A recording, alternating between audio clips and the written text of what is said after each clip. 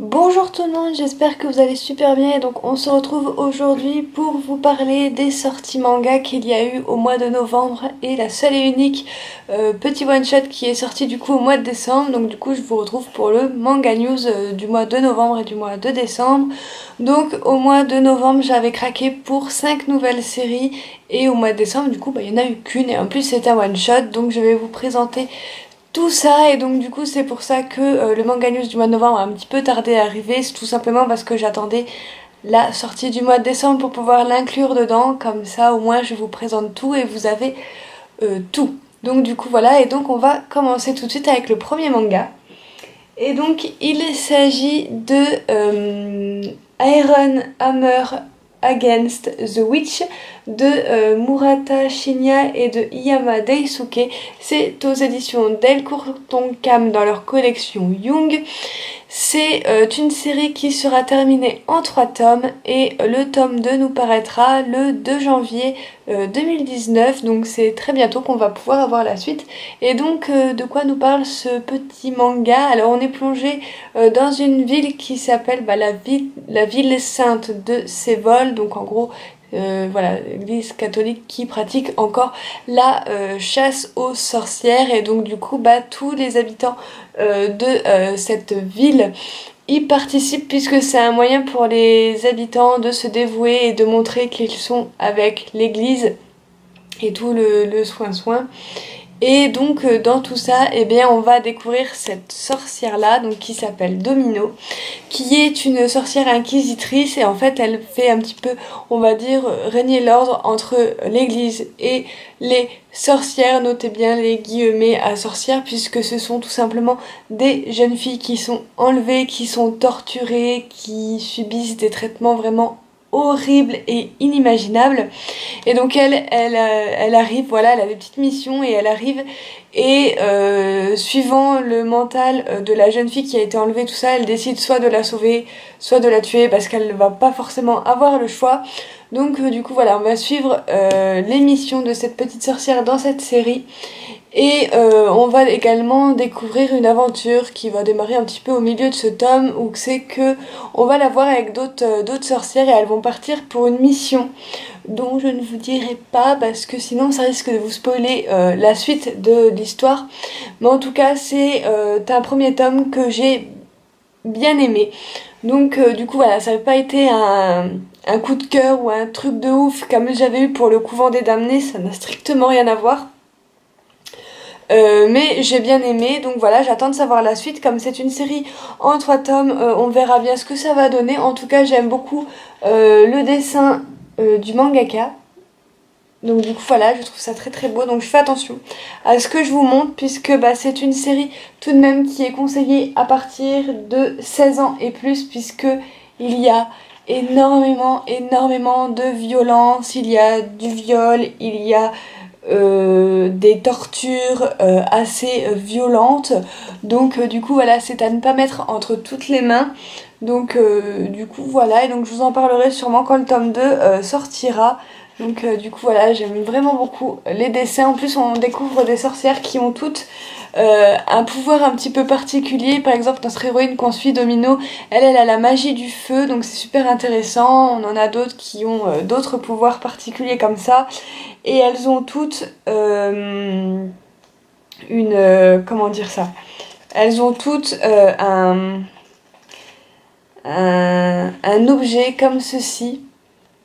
Voilà, qui, je sais pas trop si ça a vraiment existé ou pas, mais qui fait partie un petit peu des tortures qu'on infligeait autrefois.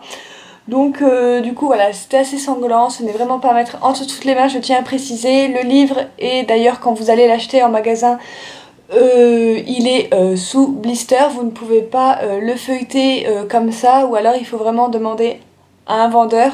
Donc du coup voilà, moi je sais qu'avant de l'acheter je voulais quand même voir ce qu'il y avait à l'intérieur, donc ils me l'ont déballé et j'ai pu le feuilleter, mais voilà, et c'est d'ailleurs comme ça que j'ai craqué, parce qu'au début celui-ci il n'était pas prévu, et quand j'ai vu les dessins, quand j'ai vu que ça parlait de chasse aux sorcières, tout ça, j'ai quand même voulu tester. Et voilà, c'est pas mal, mais j'attends d'avoir la suite. Ensuite, nous avions le tome numéro 1 donc de Your Name Another Side Earthbound. Donc c'est l'œuvre originale de Makoto Shinkai, le scénario de Arata Kano et le dessin de Jinya Nakamura. C'est aux éditions Pika, bien évidemment, comme les 3 tomes de Your Name, version on va dire qui suit le film. Et donc du coup je vais très vite passer dessus puisque sur ma chaîne je vous ai déjà présenté les 3 tomes de Your Name, et là bah, on reprend un petit peu le même fil conducteur, c'est-à-dire qu'on a toujours nos 2 personnages principaux bah, qui s'échangent un petit peu leur corps pendant leur rêve en fait, et le lendemain bah, ils se réveillent. Bah, vous avez le garçon qui est vous avez Taki qui est dans Mitsuha et Mitsuha qui est dans Taki, et donc du coup voilà. Mais là ça va se concentrer plus sur les personnages secondaires de cette histoire, donc j'ai beaucoup aimé. Donc dans ce premier volume on se concentre plus sur ce personnage là, donc qui s'appelle Tessie. Donc du coup voilà, on va voir qu'est-ce qu'il a envie de faire pour voilà, changer un petit peu son petit village, ou que c'est que tout est mort. Enfin il n'y a pas vraiment grand chose à faire. Donc voilà, et donc on va voir tout ça dans ce premier tome. On va un petit peu découvrir sa vie, voilà. Et j'ai trouvé ça super intéressant du coup. Donc voilà, et en plus ce sera une série, parce que oui j'ai même pas dit les informations, ce sera une série terminée en 2 tomes, et donc nous n'avons pas encore le tome numéro 2 qui est sorti au Japon, donc je pense qu'on l'aura sûrement l'année prochaine. Donc du coup voilà, les dessins c'est les mêmes, et donc j'ai beaucoup aimé ce premier tome. Voilà, donc je ne sais pas si le 2e tome va toujours continuer avec le personnage de Tessie, ou si on va nous parler d'un second personnage secondaire, je n'en ai aucune idée. En tout cas j'ai beaucoup aimé ce premier tome, et ça m'a clairement trop donné envie de revoir le film. Donc du coup voilà, une très très bonne lecture pour ma part. Donc du coup voilà, si vous avez adoré Your Name, que ce soit le film ou le manga, et que vous voulez en savoir un petit peu plus sur les personnages de cette série, je vous le conseille fortement, parce qu'il était vraiment très intéressant. Ensuite nous avons le tome numéro 1 de The Empire of Corpse, donc l'adaptation en manga de Tomoyuki Ino. Donc du coup voilà, donc c'est chez Pika encore. Et donc c'est une série qui sera achevée en 3 tomes. Je vous dis, mois de novembre et décembre, que des courtes séries, donc ça c'est cool. Donc terminé en 3 tomes, et le tome 2 nous l'aurons le 23 janvier 2019. Et donc là on est situé à peu près à la fin du 19e siècle, et en fait il y a un petit peu une technologie révolutionnaire qui permet en fait de redonner la vie à des personnes qui sont décédées, voilà, de leur influer une âme, tout ça. Et donc on va suivre ce personnage-ci qui s'appelle John Watson, qui est un jeune étudiant en médecine, et il a qu'un seul rêve en tête, qu'un seul but à atteindre, c'est de pouvoir justement redonner l'âme et la parole à son ami qui est décédé, donc qui est devenu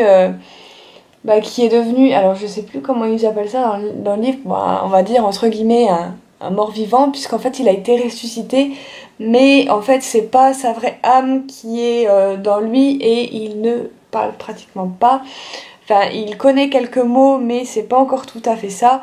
Et donc on va suivre ce jeune homme, voilà, qui est parti dans l'Asie lointaine, du coup, pour continuer ses études, à faire des recherches. Voilà, et j'ai trouvé les dessins mais tellement poétiques, tellement beaux. J'ai beaucoup aimé ce premier tome. Ça n'a pas été un coup de cœur, parce que j'ai l'impression qu'il faut encore avoir au moins le tome 2 et le tome 3 pour comprendre, parce qu'il y a pas mal de questions en suspens dans ce premier tome. On répond pas à toutes nos questions, on se pose encore pas mal de questions.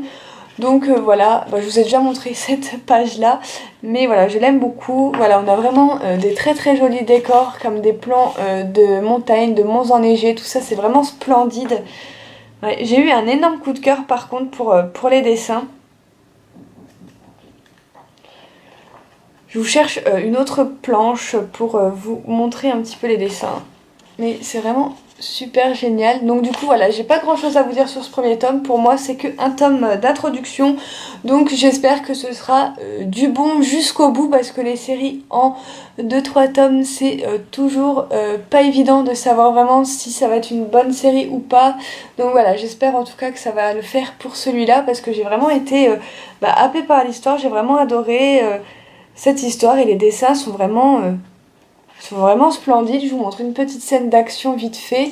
Et j'ai beaucoup aimé la phrase d'accroche qui a marqué derrière. C'est marqué: voici le récit des héritiers du docteur Frankenstein. Et donc ça j'ai vraiment beaucoup aimé. Ça m'a vraiment donné envie de me plonger dedans. Et donc du coup voilà, on a des pages couleurs aussi au début du tome que je vous montre même pas, mais qui sont splendides. Donc du coup voilà.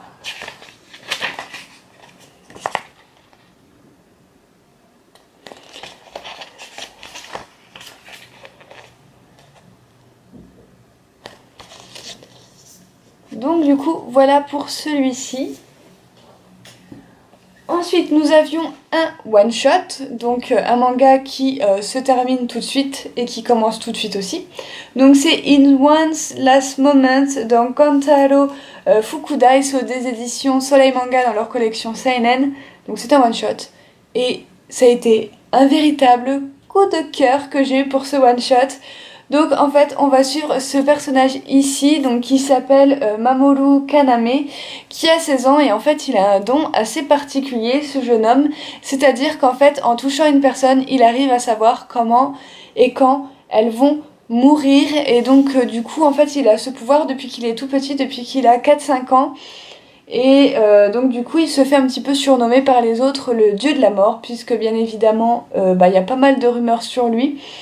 Et donc un jour il va découvrir comment Kana Shiraishi doit mourir. Et en fait il faut savoir que notre jeune homme est amoureux de cette jeune fille, et donc à partir de là il va décider de faire tout son possible pour ne pas qu'elle meure, mais bien évidemment le destin le rattrape à chaque fois.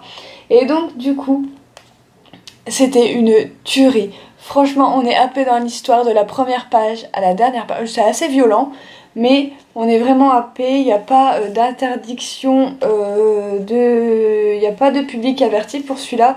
C'est dommage parce que c'est quand même assez sanglant par moment. Donc du coup, voilà, je le recommanderai pas avant 15 ans, parce que c'est très glauque par moment tout de même. Mais ce que j'ai le plus adoré, c'est la fin. La fin, c'est une fin qui ne finit qu'en demi-teinte, donc c'est ni bon ni mauvais, c'est un entre-deux, mais on peut dire quand même qu'il y a une semi-belle fin. Je sais pas si vous allez réussir à me comprendre, mais je peux pas trop vous en dire, sinon je vais vous spoiler. Donc voilà, le héros va quand même garder des séquelles de tout ce qui s'est passé, mais il y a quand même quelque chose qui fait que le héros s'en sort bien quand même. Après il faut lire le bouquin si vous voulez savoir de quoi je parle, mais pour ceux qui l'ont lu, je pense qu'ils comprennent ce que je veux dire. Et moi j'ai beaucoup aimé du début jusqu'à la fin. On a des révélations, l'auteur répond bien à nos questions. Pour moi c'est un one shot qui se suffit à lui tout seul. On a un commencement, on a le milieu de série où c'est que ça commence un petit peu à déraper et où la tension est à son comble. Et on a une fin qui pour moi conclut à merveille la série. Donc du coup voilà, je vais vous montrer les dessins quand même de ce que je peux vous montrer, parce que c'est quand même très violent. Et je trouve ça assez bizarre de Soleil Manga de pas avoir mis que c'était pour public averti, parce que ça on le met pas sur toutes les mains. Donc je vous cherche, ça c'est la fin. Si je vous spoil la fin, on va... Voilà. Les dessins sont très très jolis, j'aime beaucoup. Et donc ouais, comme je vous l'ai dit, coup de cœur. Donc vous le retrouverez sûrement dans le top seinen de très bientôt du coup, puisqu'on est déjà le 15 décembre quand je vous filme la vidéo.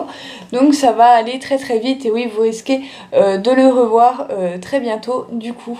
Donc du coup voilà, c'est vraiment un des 2 titres de ce mois de novembre que je vous recommande à fond. C'est un one shot. Donc du coup voilà, il est au prix de 7,99 €, donc franchement il est assez épais. Donc voilà, ça vaut son prix, et surtout on a un début et une fin. Et c'est très très bien amené, donc du coup voilà, ça c'est un one shot que je vais garder assurément dans ma bibliothèque. Donc du coup voilà. Ensuite, deuxième coup de cœur de cette vidéo, il s'agit de Sleeping Sharon de Sayoko Mogi, donc c'est aux éditions Komiku. Donc c'est une série, encore une fois, qui sera achevée en 3 tomes. Je vous ai dit, mois de novembre, toutes petites séries qui ont commencé, donc ça c'est cool. Et donc le tome 2 nous paraîtra le 24 juin 2019. Et j'ai eu un énorme coup de cœur. Déjà regardez-moi cette couverture qui est magnifiquement colorée. Voilà, franchement c'est magnifique. Donc c'est l'auteur également qui a fait Poupa pour ceux qui auraient lu. Donc du coup voilà, et donc de quoi va nous parler Poupa? Il va nous parler principalement déjà d'une porte. Et en fait cette porte, si vous la traversez, bah, vous ne pouvez plus revenir en arrière. Et surtout sur cette porte, il y a marqué qu'une fois franchie, que vous abandonnerez tout espoir. Si vous franchissez la porte, vous abandonnez tout espoir, vous ne pouvez plus sortir, vous allez rester bloqué. Et c'est ce qui va arriver à un jeune garçon qui est complètement amnésique, qui ne sait pas qu'est-ce qu'il fout là. Et il va rencontrer notre mystérieuse Sharon, qui est juste ici, qui a des pouvoirs assez chelous de faire sortir des macarons d'on ne sait où. Et donc bah, ils vont s'amuser ensemble et tout ça, et voilà. Et arrivé le soir, le petit garçon va se rendre compte que quelque chose cloche, parce que il se demande un petit peu mais qu'est-ce que je fais là, qui je suis, pourquoi je peux plus sortir, qu'est-ce qui se passe, qu'est-ce que c'est que ce foutoir. Et donc du coup j'ai vraiment adoré, et en plus on a Sharon qui l'appelle mon prince, alors qu'on ne sait pas du tout pourquoi, je veux dire, même après ce premier tome on ne sait pas pourquoi elle l'appelle comme ça. Et c'est vraiment cool. Alors ça a été un coup de cœur parce que j'ai beaucoup aimé le contraste que fait l'auteur, c'est-à-dire qu'elle nous présente des personnages qui font assez enfantin comme vous pouvez le voir sur la couverture, mais le monde dans lequel sont ces deux personnages est carrément glauque, bourré de mystères, assez tordu je trouve. Donc du coup voilà, je vais vous montrer les pages couleurs, donc pareil je peux pas vous en dire grand chose parce que c'est que le premier tome, mais je l'ai dévoré, j'ai été complètement prise par ma lecture, que je l'ai adoré. Donc vous voyez il y a plein de choses bizarres qui se passent dans cette maison dès que vous passez la porte. Donc voilà, en gros c'est des gens qui n'ont plus d'espoir et qui sont en forme de fantômes tout noirs. Donc du coup voilà. Et j'ai beaucoup aimé, je vous montrais les dessins, hein, et c'est vrai que c'est très enfantin. Voilà, au niveau des dessins comme ça, donc vous voyez notre héros il fait assez jeune, et à la fin du tome on a des révélations mais de fou. J'ai vraiment hâte d'avoir le tome 2 du coup pour savoir la suite, parce que voilà, les révélations de ce tome 1 m'ont donné vraiment envie. Alors ça va assez vite parce que bah, c'est une série qui est en 3 tomes. Donc du coup on n'a pas le choix. Ce que j'aime bien c'est que vous avez ça entre tous les chapitres, genre donc là c'est cuisiner en 3 minutes avec Sharon, la recette des macarons, et c'est genre trop drôle. Donc du coup voilà, il y a des petites touches d'humour aussi que nous a glissé l'auteur par-ci par-là. Donc du coup voilà, et ces dessins, il n'y a que les personnages qui font enfantin, le reste du décor fait assez glauque, assez peur, il est terrifiant, j'ai même envie de dire.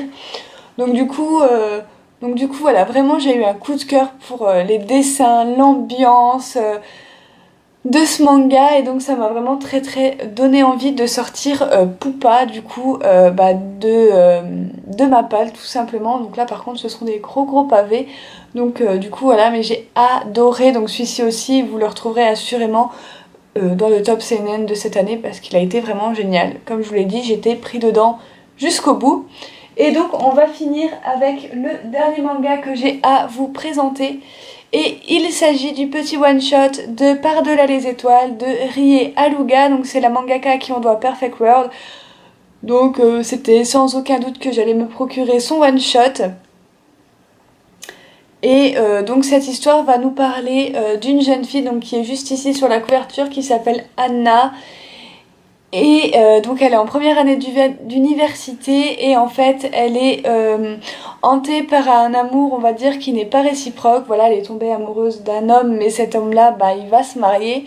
Donc du coup bah c'est pas du tout facile pour elle, et un soir elle va rencontrer ce jeune homme donc qui s'appelle Azumi, et donc c'est le président du club d'astronomie, et donc ben à force de le rencontrer tout ça, elle va commencer à intégrer du coup bah, le club d'astronomie, et donc voilà elle va commencer un petit peu à reprendre goût à la vie, à avoir des espoirs etc, et des perspectives surtout d'avenir etc.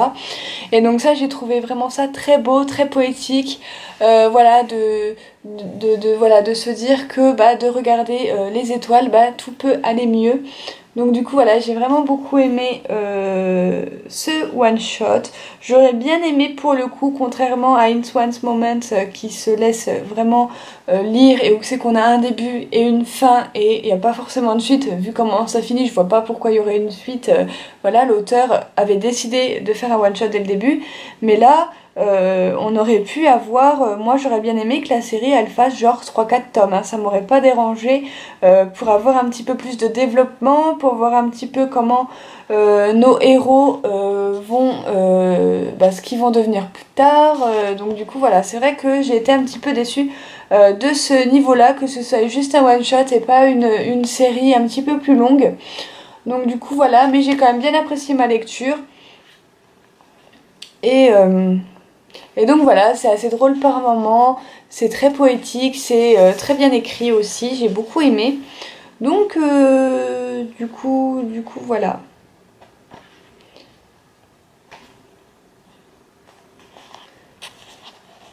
Du coup voilà ce que ça donne au niveau des dessins, donc voilà, je pense que vous connaissez tous les dessins de cette mangaka.